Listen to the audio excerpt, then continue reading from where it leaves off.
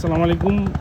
আমি এখন যে জায়গায় দাঁড়ানো এই জায়গাটাকে বলা হচ্ছে চৌধুরীঘাট এবং আমি ঠিক যেখানে দাঁড়ানো এই জায়গায় হচ্ছে আপনার যেই সিজন বর্ষার সিজন সেই সময় এই জায়গাটাতে পানিতে টইটম্বুর থাকে, কিন্তু এখন খরা, তাই বলে আমি এখানে দাঁড়াতে পারছি।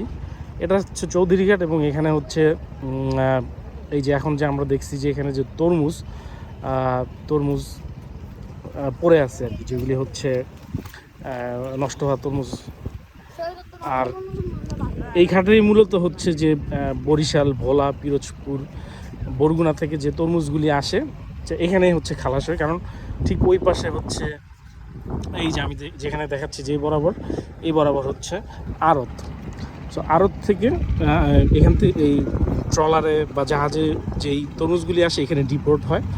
সো দুঃখজনক হলেও যে অসংখ্য তরমুজ এইভাবে পড়ে থাকে। তো আমরা অনেক সময় হচ্ছে অতিরিক্ত দামের কারণে তরমুজ কিনতে পারি না বা তরমুজ অনেকে খেতে পারে না। কিন্তু যদি তরমুজগুলিকে কোনোভাবে বলতে কোনো ভলান্টিয়ার বা কোনো ওয়েতে যদি এগুলি আমরা যারা বাইরে থাকি আমরা জানি যে প্রচুর মসজিদে প্রচুর ফ্রি খাবার দেওয়া হয়, যেগুলি হচ্ছে যাদের সামর্থ্য নাই তারা হচ্ছে সেই খাবারগুলি কিনতে পারে বা নিতে পারে।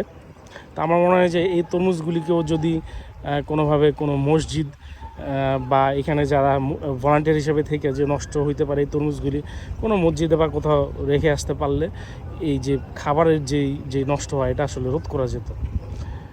যারা হচ্ছে একটু কম সামর্থ্যবান মানুষ তারা হইতে পারে এই খাবারটা ফ্রি পেলে তারা এই খাবারটা খাইতে পারতো বা এটা নষ্ট হতো না আর কি। এখন যেভাবে পড়ে আছে সেভাবে পড়ে থাকতো না, পরিবেশে হচ্ছে এতটা বিপর্যস্ত হতো না। এখানে হচ্ছে তো পরিবেশ দূষণ তো হচ্ছেই, সেই সাথে দুর্গন্ধ ছড়াচ্ছে এবং এবং এটা আসলে একটা আল্লাহর যে নেয়ামত বা যে আমরা যে খাবারটা উৎপাদন সেটারও বিশাল একটা অপচয়।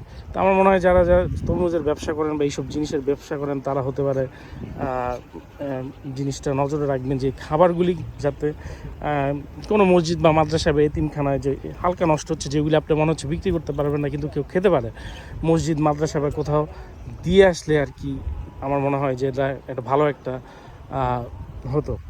যাই হোক।